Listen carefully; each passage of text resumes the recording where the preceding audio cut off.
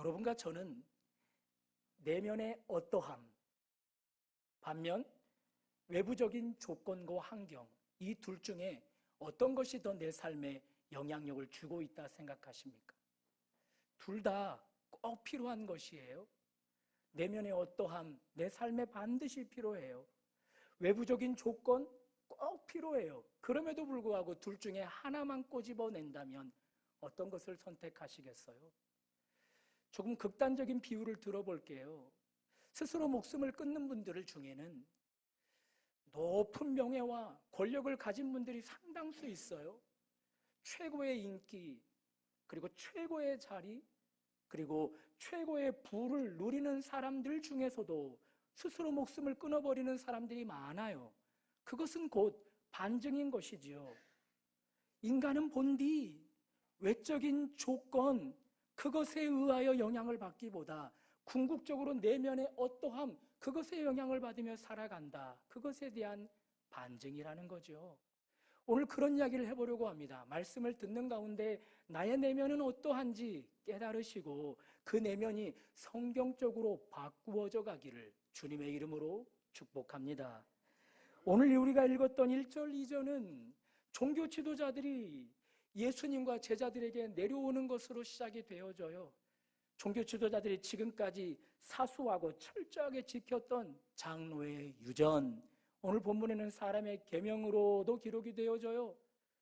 그 잣대로 예수와 제자들을 신랄하게 심판하겠다, 그런 자세로 내려오고 있다고요. 이들이 추구하던 장로의 유전, 사람의 계명은 궁극적으로 핵심이 있는데요, 정결법이에요.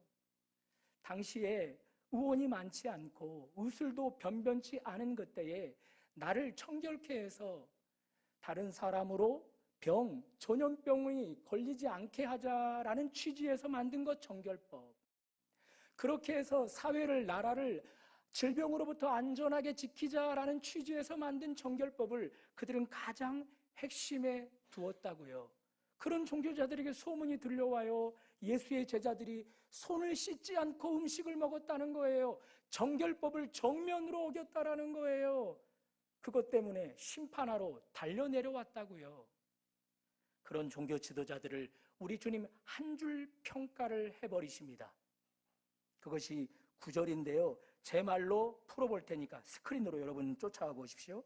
사람의 계명, 장로의 전통을 앞세워 하나님을 경배하되 헛되이 경배하는도다.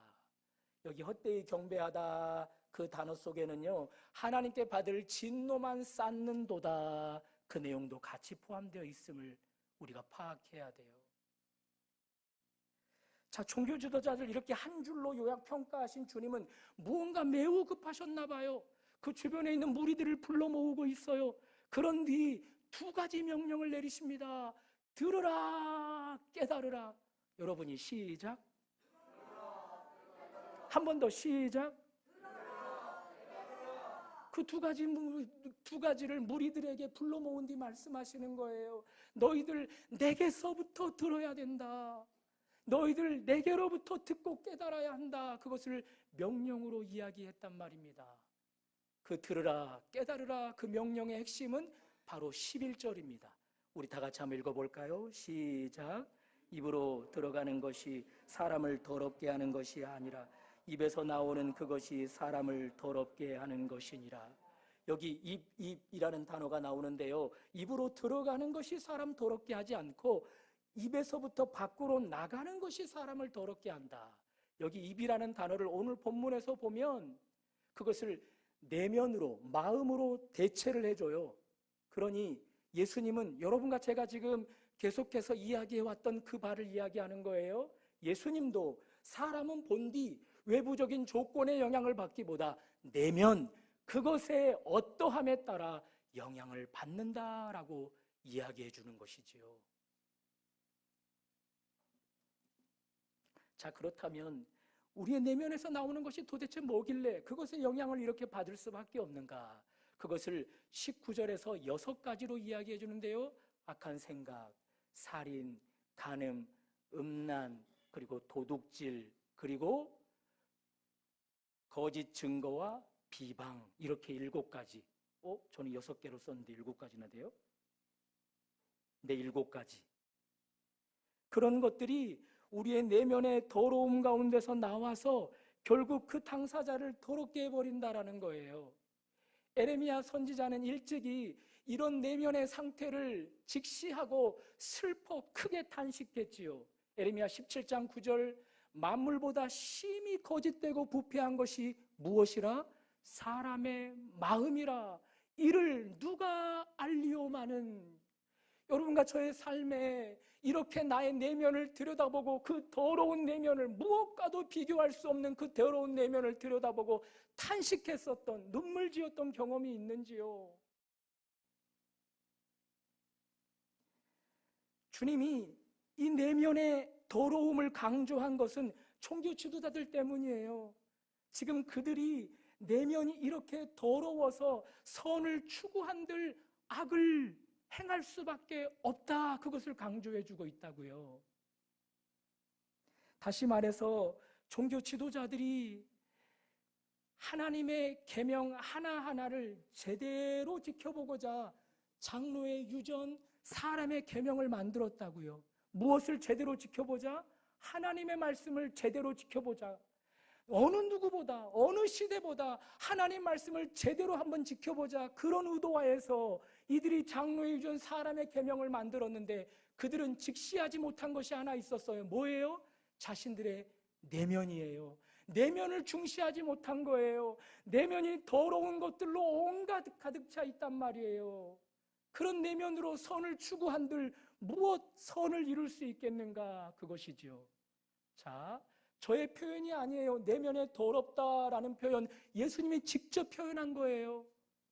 자, 예수님이 더럽다라고 표현했을 때는 무엇과 비교되었기 때문에 더럽다 하셨겠죠? 무엇과 비교되었을까요?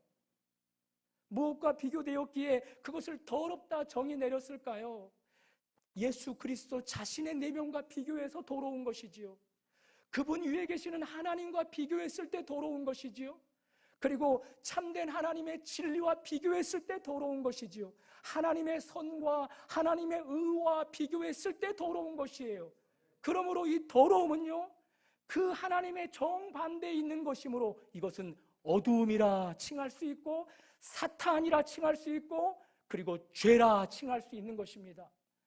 마음이 죄로 가득해요. 사탄의 장악력이 너무나 커요. 그런 내면으로 선을 이루어 보겠다, 거기에는 악만 있게 되어지는 거예요. 선을 행한다고 한들 결국 하나님을 헛되이 경배할 뿐이고, 그리고 사탄에게만, 죄에게만 의미 있는 행동이 되어버리고, 선을 행하면 행할수록 하나님께는 진노만 쌓는 행위가 될 뿐 사탄에게만 상급받을 일이 쌓이는 거죠. 다만 지옥의 최고 가운데 상석에 앉는 그런 상급 말입니다. 사랑하는 여러분, 오늘 이 예배의 자리에 우리가 와 있는데, 이 예배의 자리에 우리가 와 있다고 해서 우리가 무엇을 중시해야 되는가? 나 예배드리러 왔다? 나 예배드리고 있다? 나 찬양도 했다? 나 기도도 했다? 그것입니까? 아니요. 오늘 예배의 자리에 있는 여러분과 저에게도 가장 중요한 것, 나의 내면인 거예요. 다만 내가 판단하는 내면, 그것 의미 없어요. 하나님의 눈에 내가 어떻게 발견되어지는가? 그 내면이 의미가 있는 것입니다. 한 번은 예수님께서 예배의 자리를 훑어보시다가 이런 말씀을 하셔요. 마태복음 5장에 있는 내용이에요.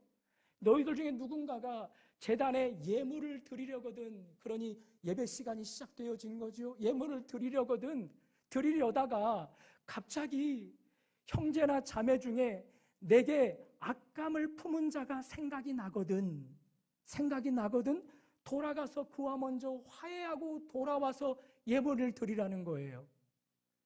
예배가 너무 중요한데, 예물 드림이 너무 중요한데 그것보다 무엇을 더 중요시하라는 거예요? 상대방과의 마음의 화해. 내가 상대방에게 악감을 품어줬어요. 결국 그것으로 인한 나의 내면이 무엇이 쌓이게 되어지는 거예요?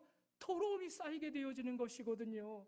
반대로도 바꿔 말할 수 있겠지요. 내가 예배 드리는데 나를 힘들게 한 사람에게 분노가 자꾸 차올라요. 증오심이 불타올라요. 그런 내면으로는 하나님이 예물 안 받으시겠다는 거예요. 그런 내면으로는요, 하나님이 그 예배 안 받으시겠다는 거예요. 그러니 여러분과 제가 오늘 예배 드리고 있어요. 찬양도 불렀어요. 이따가 헌금도 드릴 거예요. 그리고 기도도 할 거예요. 이미 기도도 했잖아요. 그런데 그런 나의 행위들이, 선해 보이는 행위들이 나의 내면의 죄를 간직한 채 나아간다면 우리 하나님 못 받겠다라는 거예요. 차라리 그거 멈추고 돌아가서 그거 풀고 와라. 그 뒤에 받겠다라는 거예요. 그러니 우리의 내면을 주님은 이렇게 중시하고 있다고요.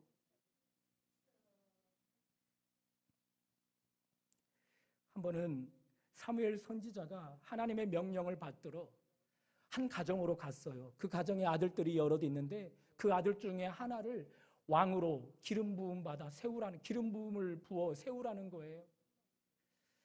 그 집에 가봤더니 이미 아버지가 서열별로 쫙 세워놨어요. 사무엘 선지자 눈으로 볼 때 깜짝 놀라요. 하나같이 다 왕이 될 외적인 빼어남을 간직한 자들이에요. 첫째 아들에게 가서 속으로 주님께 물어요. 하나님, 이 사람인가요? 아니, 주님의 대답이에요. 두 번째 아들에게 가서 그럼 이 사람인가요? 그도 아니. 주님의 대답은 계속해서 아니었어요. 이상하다. 이 아들들 중에 기름을 부어 왕으로 세우라 했는데, 그래서 이 선지자가 그 아버지에게 물어요. 또 다른 아들이 있는가? 그래서 여차여차 불려온 아들이 누구예요? 막내 다윗인 거예요. 그에게 기름을 부어 왕으로 세웠단 말이에요. 그러면서 하나님의 결론은 뭐예요? 사람은 외모를 보거니와 나 여호와는 무엇을 중심으로 본다? 마음을 중심으로 본다는 거예요. 사람은 외모적인 것, 사람은 외적인 것, 선해 보이는 것, 그것에 마음을 두지만 하나님은 중심, 우리의 중심에 마음이 있다라는 거예요. 그러니 내가 예배했다, 내가 헌금했다, 나 찬양까지 했다, 나 오늘도 주일을 사수했다, 그것 외적인 조건, 선해 보이는 것, 그거 붙들고 있다가는 나의 내면을 점검하지 않은 채 우리는 헛되게 하나님을 경배하여 하나님께 받을 진노만 쌓을 수 있다라는 것입니다. 바라기는 우리의 관점이 사무엘 선지자의 관점 가운데서 벗어날 수 있기를 바랍니다. 우리의 관점이 하나님의 관점되어 나의 내면을 들여다보시되 하나님의 눈으로 들여다보는 그런 은혜가 있으시기를 주님의 이름으로 축복합니다. 자, 예수님이 11절로 이야기했어요. 결국 이 종교 지도자들, 그들의 내면이 이렇게 더럽기 때문에 그들이 장로의존을 만들었지만 결국 그것이 그들의 인생을 곤두박질 치게 했다. 그렇게 정의를 내려줬어요. 그렇게 들으라 깨달으라 이야기했단 말이에요.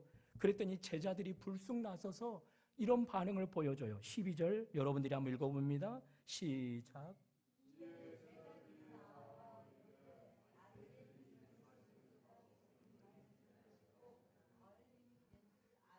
제가 걸림이 된 줄이라는 다른 색깔로 표시해 놨잖아요. 우리 잠시 국어 공부를 좀 해볼까요? 무슨 형태예요? 능동태예요? 수동태예요? 수동태예요. 걸림이 되다라는 뜻이라고요. 수동태는 주어가 행위를 주도해 가는 게 아니라 주어가 어떤 무언가에 의해 당하는 느낌을 표현하는 것이 수동태라고요. 다시 말해서 예수님의 말씀이 종교 지도자들에게 듣기 싫은 말이 되어서 스스로가 에이 장애물이나 놔버릴까? 하면서 딱 장애물을 놓은 것 아니라고요. 에이 주님 말씀 듣기 싫어 하고 그들의 귀를 스스로 닫아버린 것이 아니라 어떤 무언가에 의하여 종교 지도자들에게 하나님 말씀이 들려지지 않도록 장애물이 되어져 있었다고요. 걸림돌이 되어졌었다고요. 이것이 수동태라고요. 그러면 무엇이 종교 지도자들에게 이 말씀이 걸림이 되게 만들어 버렸을까요? 계속 논지해 온 그거예요. 뭐예요? 내면의 더러움인 거예요. 11절 밖에서 입 안으로 들어오는 것이 사람을 더럽게 하지 않는다 했잖아요. 예수님의 말씀이 선포되었어요. 종교 지도자들이 이제 그 말씀을 들어서 내면으로 그 말씀이 들어가는데 그 마음의 내면의 더러움이, 죄의 장악력이 그 예수님의 말씀이 들려지지 않도록 장애물을 딱 갖다 놔버렸다는 거예요. 걸림돌이 되게 하고 그 말씀을 튕겨내버리게 했다라는 거예요. 그러니 이들 어떻게 말씀을 들을 수 있어요? 어떻게 깨달을 수 있어요? 그러니 여러분, 나의 내면은 이렇게나 내 삶에 크게 좌우할 수 있음을 믿으셔야 해요. 한 어르신이 기도 제목을 알려줬어요. 감기 몸살인 줄 알았다. 약 먹고 잘 쉬면 회복될 줄 알았다. 그래서 가볍게 여기며 회복해 가던 중 갑자기 어지러움증이 발생했다. 작은 병원에 찾아갔다. 약을 지어 그저 어지러움증도 감기 몸살의 일종으로 생각하고 먹었다. 그러던 어느 날 다리에 힘이 풀렸다.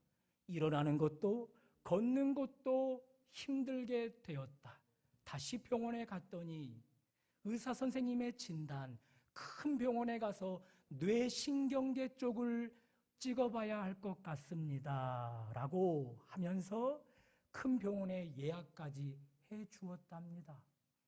이분의 기도 제목을 들으면서 잠시 고민하게 되었어요. 다리에 힘이 풀렸다. 다리의 문제다. 그런데 다리에서 왜 가장 멀리 있는 뇌신경계 쪽의 문제가 원인이 되었다고 하는가? 다리에서 가까운 허리의 문제가 문제를 일으켜서 다리까지 영향을 주었다면 이해가 되는데 왜 다리에서 가장 멀리 떨어져 있는 뇌, 머리 쪽의 영향이 가장 멀리 있는 다리 쪽에까지 영향을 줬다는 것인가? 여러분, 의학 상식이 있어서 금방 해답이 나오지요? 하나님이 여러분과 저를 신묘막직하게 창조하셨어요. 신비스러움 위에 신비스럽게 창조하셨어요. 그래서 모든 것들이 긴밀히 연결되어 있거든요. 그 결과 가장 멀리 떨어져 있는 뇌 신경계 쪽의 영향이 저 발끝까지 영향을 주게 되어 있다는 것이에요. 우리의 내면의 더러움도 똑같다라는 거예요. 감히 이까짓 게 뭔데 내가 하나님 말씀을 듣고 깨닫는 일에 방해를 주겠는가? 에이, 그것이 어떻게 말씀을 듣고 깨닫는 일까지 방해를 줘? 너무 먼 개념이야 라고 우리는 치부해버릴 수 있겠는데 성경은 아니라는 거예요. 한 번은 하나님이 이사야 선지자를 통해 말씀하셨어요. 당신의 백성들이 말씀을 듣는 일에, 깨닫는 일에 영 어려움이 있다라는 거예요. 그 이유를 밝혀주면서 마태복음 버전으로 이야기를 해줍니다. 마태복음 13장 14절 15절입니다. 이사야 예언이 그들에게 이루어졌으니 일러스되 너희가, 여러분이 시작, 들어도 깨닫지 못할 것이요. 거기까지. 듣기는 들어도 깨닫지 못한다고요. 뭐를요? 주님의 말씀을요. 하나님의 말씀을요. 들려지는 말씀이 들려지기는 하는데 깨달아지지 않는 거예요. 도대체 이유가 뭔가 봤더니 15절입니다. 다 같이 시작. 이 백성들의 마음이 완악하여져서. 완악이라는 단어를 풀어보면 뭐예요? 죄의 장악력, 사탄의 장악력이 그 가운데 강한 거예요. 그래서 딱딱하게 굳어버리게 한 거예요.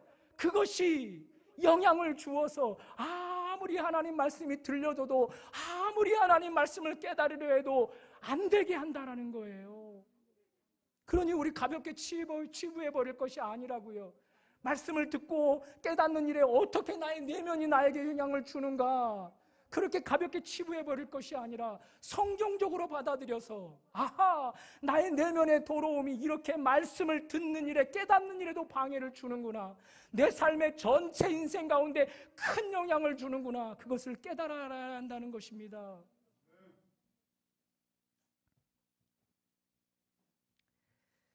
여러분의 내면에 점검 없이 기계적으로, 습관적으로 말씀 앞에 서는 그런 일들, 가장 위험한 것을 아십니까? 나의 내면에 점검 없이 말씀 앞에 서요. 나의 내면에 점검 없이 말씀을 들어요. 쉐마라는 DTS가 오늘 왔는데 들으라 하거든요. 말씀에 점검 없이 기계적으로, 습관적으로 그 자리에 앉아 있어요. 그러면 들릴까요? 그러면 깨달아질까요? 오히려 선한 행위처럼 보이는 나 오늘 큐티했다, 나 오늘 성경 읽었다, 나 오늘 성경을 필사까지 했다, 나 오늘 성경을 가르치기까지 했다라는 그 선해 보이는 행위들이 나의 내면에 점검 없이 행하는 일들이라면 오히려 그것들이 나를 곤두박질치게 할 수 있다는 것입니다. 그러므로 우리는 지난주에 말씀드린 대로 행해야 되는 거예요. 11절 말씀을 제가 이렇게 바꿔 말했잖아요. 입으로 들어가는 것이 사람을 더럽게 하는 것이 아니다. 이 입을 하나님으로 바꿨어요. 그러면 어떻게 돼요? 하나님 안으로 들어가는 것이 사람을 더럽게 하지 않는다. 그러니 나의 내면을 점검하고 싶은 분들은 그 더러움의 정반대 하나님 안으로 들어가셔야 되는 거예요. 그 더러움의 정반대 예수 그리스도 안으로 들어가셔야 되는 거예요. 그 더러움의 정반대 말씀의 진리 안으로 들어가셔야 되는 거예요. 그 진리 안에서 나를 노출하고 살아가야 하는 거예요. 그것이 나의 더러움을 깨끗하게 하여서 내가 말씀을 받을 때마다 깨달을 때마다 풍성해지는 것입니다. 반대로 입에서 나오는 것이 나를 더럽게 한답니다. 하나님 밖으로 나가는 것이 나를 더럽게 하는 거예요. 진리 안에서 밖으로 나가는 것이 나를 더럽게 하는 거예요. 참 하나님의 말씀 밖으로 나를 멀리 떼어놓는 것이 나를 더럽게 하는 것이에요. 그러니 나의 내면을 깨끗하게 하려면 밖으로 나갈 것이 아니라 안으로, 에이스 하나님 안으로, 진리 안으로 가셔야 되는 것입니다. 자, 이제 12절을 우리 다시 한번 읽어보겠습니다. 한번 다 같이 시작. 이에 제자들이 나와 이르되 바리새인인들이 이 말씀을 듣고 걸림이 된 줄 아시나이까. 제자들이 불쑥 나와서 바리새인들에게 이 말씀이 걸림이 된 줄 아시나이까 이렇게 물어요. 예수님의 제자들이 예수님께 일일이 이렇게 보고를 해줘야 예수님은 아하 그렇구나 무릎팍을 팍 칠까요? 어떻게 생각하세요? 예수님은 하나님이시지만 인간이 되셨지만 여전히 하나님이시잖아요. 무엇을 알되 그것을 완벽하게 아시는 분이시잖아요. 사람의 내면을 훤히 깊이 꿰뚫어 보시는 분이시잖아요. 그런 주님 앞에 종교 지도자들이 이 말씀이 걸림이 되었습니다 라고 제자들이 고자질해 줘야 예수님이 그때서야 아는 거예요? 혹은 지금 종교 지도자들이 지금 이 말씀이 걸림이 되었다라고 제자들이 예수님을 질책하는 것 같아요. 왜냐하면 종교 지도자들은 얼마든지 사형을 집행할 수 있는 권력을 갖고 있는 사람들이거든요. 그러니 예수님께 예수님 저들 비유는 함부로 건들면 안 돼요라고 질책하는 듯 한단 말이에요. 고자질이나 질책이나 이 12절 말씀이 꼭 이 자리에 필요했겠는가 그것을 질문하는 것입니다. 어떻게 생각하세요? 왜 이 12절 말씀을 저자 마태는 하나님께 영광을 받아 기록하였을까요? 왜요? 이 제자들의 12절 기록을 통해서 이 제자들의 보고든지 혹은 질책이든지 이것 때문에 우리는 알 수 있게 되어지는 거예요. 무엇을요? 예수님의 말씀이 참이구나, 찐이구나 그것을 알게 되는 거예요. 종교 지도자들 너희들 내면이 더럽다라고 11절에 광고했잖아요. 광고? 아니 선포했잖아요. 그런데 그들이 주님의 말씀을 듣자마자 어떻게 반응해요? 그들의 내면의 더러움이 예수님 말씀 앞에 걸림돌을 딱 갖다 막아버리잖아요. 예수님 말씀을 장애물로 받아버리잖아요. 뒤에 방송실 지금 하우링 뜨고 있는 걸 알고 계시죠? 그렇죠?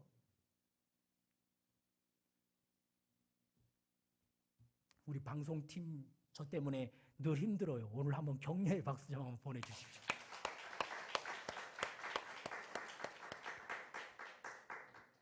제가 소리에 되게 예민해가지고요. 조금만 뭐가 안 맞으면 속에서 막 이런 것들이 막 올라와가지고요. 굉장히 다혈질이거든요. 제가. 죄송해요. 이 성품 아직 죽지 못해서. 이것도 저의 내면의 약함인 거죠. 그렇죠? 어디까지 이야기했어요? 어디까지? 제자들이 굳이 보고와 질책을 하게 된 결과 예수님의 말씀이 참이구나. 거짓 이 종교 지도자들의 내면에 정말 더러움이 있구나. 그래서 그들이 듣자마자 이렇게 걸림돌로 방해가 되어지는구나. 그들의 내면이 무엇이라고요? 죄의 장악력이라고요. 그것이 사단의 장악력이라고요. 그것이 이렇게 막강하게 이 말씀을 듣는 이 자리에서 즉시로 나타나는구나. 이것을 우리에게 확인시켜 줄 수 있게 되는 거예요. 두 번째, 왜 이렇게 제자들은 굳이 이렇게 보고를 하든 질책을 하든 했을까요? 제자들 내면 역시 대동소이하다는 거예요. 예수님이 종교 지도자들을 한 줄로 요약평가한 뒤 제자들과 함께 무리들을 불러 모았다고요. 들으라 깨달으라. 11절 너희의 내면의 더러움이 너희를 더럽게 한다. 그것을 들으라 깨달으라 했다고요. 제자들 들었을까요? 깨달았을까요? 15절입니다. 스크린으로 한번 봐주시겠습니까? 시작. 베드로가 대답하여 이르되 이 비유를 우리에게 설명하여 주옵소서. 왜 설명해 줘야 돼요? 왜 예수님이 한 번 더 설명해 줘야 돼요? 무리들도 못 깨달았는데, 종교 지도자들은 더 못 깨달았는데 제자들 역시 못 깨달았다라는 거예요. 제자들 중에 베드로는 가장 반장격이잖아요. 반장이 못 깨달았으니, 대표가 못 깨달았으니 제자들 깨달음은 무가 되는 거죠. 무풍의 오콘 무 이러면서 하던데. 자, 그러면 제자들도 듣지도 깨닫지도 못했다면 어떤 자세를 취해야 돼요? 죄송하다라는 자세를 취해야죠. 그렇죠? 고자질할 자세 취하면 돼요? 예수님을 질책하듯 그렇게 12절을 그렇게 당당하게 말해도 돼요? 그런데 왜 이 제자들 그렇게 했냐고요? 무엇이 제자들로 그렇게 불쑥 나서게 만들었냐고요? 제자들이라는 특권인 거지요. 제자들이라는 뭐랄까요? 그 자리의식인 거지요. 우월의식인 거지요. 너희들과 나는 달라. 나는 예수님에게 직접 선택받은 자들이야. 나는 예수님이 제자들 중에 하나로 넣어준 자들이야. 그 우월의식이 이렇게 불쑥 나서게 만들었다고요. 그러니 제자들 내면에도 무엇이 가득해요? 더러움이 가득한 거예요. 교만으로 똑같이 대동소이한 모습으로 살아가고 있다고요. 그런데 그것은 자각하지 못하고 오히려 예수님께 고자질하고 있고 예수님을 질책하듯 하고 있다고요. 여러분과 제가 예배 드릴 때 가장 큰 방해거리가 뭔지 아십니까? 우월의식이에요. 나 중직자거든. 나 목회자거든. 나 신학 공부까지 했거든. 나 열방대학에 소속해서 간사거든. 나 한 텀 마치고 이제는 간사로 섬길 예정이거든. 나 이 텀도 섬겼고 저 텀도 섬겼고 몇 년 차 위탁받은 사역자거든. 그런 우월의식. 너와 나는 달라. 그러면서 나는 남들보다 더 많이 깨달을 것이다라는 그 자리의 의식, 그것이 하나님 앞에 가장 인생을 곤두박질치게 만드는 거예요. 고린도전서 10장 12절 그런즉 선줄로 생각하는 자는 넘어질까 조심하라. 우월의식, 남과 다르다. 거기서부터 넘어지기 시작하는 거예요. 곤두박질치기 시작하는 거예요. 어떤 특권의식을 가지고 이 자리에 서 있습니까? 여러분, 예수님이 받으시는 마음은 딱 한 가지입니다. 어린아이와 같은 절대 하나님 의존 신앙인 것입니다. 너무 가난해서 한 끼 먹여주지 않으면 나 굶어 죽습니다. 그런 거렁뱅이와 같이 구걸하는 자세, 그것만이 하나님 앞에 영광이 되어지고 합당한 것입니다. 한 번은 예수님께서 서열 1, 2, 3 베드로, 야고보, 요한 제자를 데리고 변화산에 가신 뒤 귀신 들린 아들을 둔 아버지가 9명의 이 남은 제자들에게 찾아와서 귀신을 내어 쫓아달라는 거예요. 제자들은 어떻게 했을까요? 팔을 걷어붙였죠. 때가 왔구나. 서열 1, 2, 3위는 이미 베드로, 야고보, 요한이 차지했네. 이제 서열 4위라도 하자 해서 9명이 앞다투어 귀신을 쫓아내려고 합니다. 첫 번째가 시도했겠지요. 두 번째가 시도했겠지요. 세 번째가 시도했겠지요. 9명이 전원 다 고개를 떨굴 수밖에 없었어요. 그리고 무리에 둘러싸여서 왜 너희들 할 수 있다고 하는데 못했느냐? 왜 과거에는 했는데 지금은 안 되느냐? 여러분, 분명히 아셔야 됩니다. 제자들은 일찍이 주님에게 귀신을 내어 쫓는 능력을 받아서 귀신을 내어 쫓고 와서 주님께 크게 칭찬받았던 자들이에요. 그러니 이 은사와 능력이 이 제자들 안에 현재 있어요, 없어요? 있었어요. 여차여차 주님이 오셨어요. 그리고 주님이 치료하셨어요. 무리가 다 해산되고 제자들만 남았을 때 아마도 9명의 제자 중 한 명이 물었던 것 같아요. 왜 주님은 되는데 우리는 안 됩니까?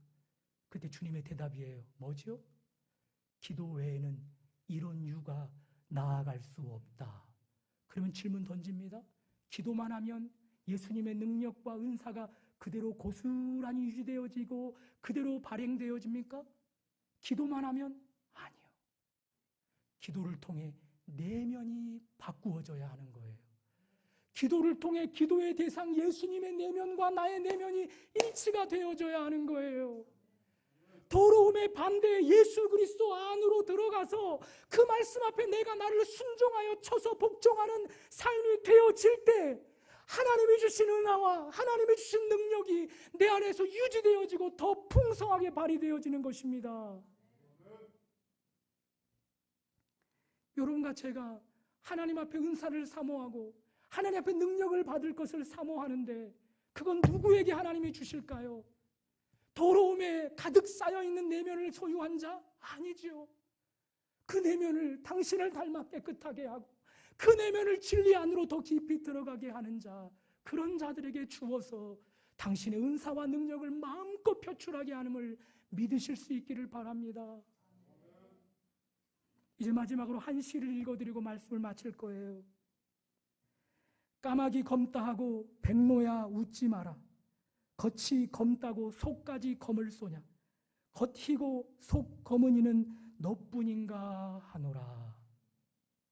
겉이고 속 검은 이는 너뿐인가 하노라. 여러분과 저 겉은 희지만 속은 검었잖아요. 그거 지금까지 숨기고 살아왔잖아요. 그것이 누구에게 들통이나 날까봐 의도적으로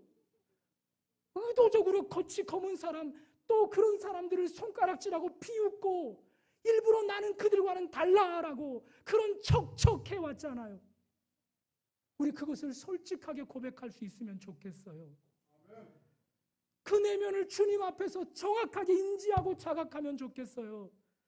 그리고 이제 그 내면을 가지고 주님 안으로 가면 어떨까요? 더러움의 정반대 그리스도 안으로 가면 어떨까요? 더러움의 정반대 참 진리 그분 안으로 가면 어떨까요? 거기서 겉만인 것이 아니라 속까지 깨끗해져서 우리에게 주시는 하나님의 은혜를 풍성하게 흘려보낼 수 있는 통로 되어지면 어떨까요? 사랑하는 여러분, 우리 내면을 중시하셔야 합니다. 무엇보다 우리 내면을 중시하셔야 합니다. 우리 내면을 중시하셔서 지금까지 나를 자각하기를 겉만이고 속은 검었었구나, 이 자각으로 하나님 앞에 더 가까이 가서 겉과 속이 똑같이 깨끗한 그런 삶을 살아갈 수 있기를 주님의 이름으로 축복합니다.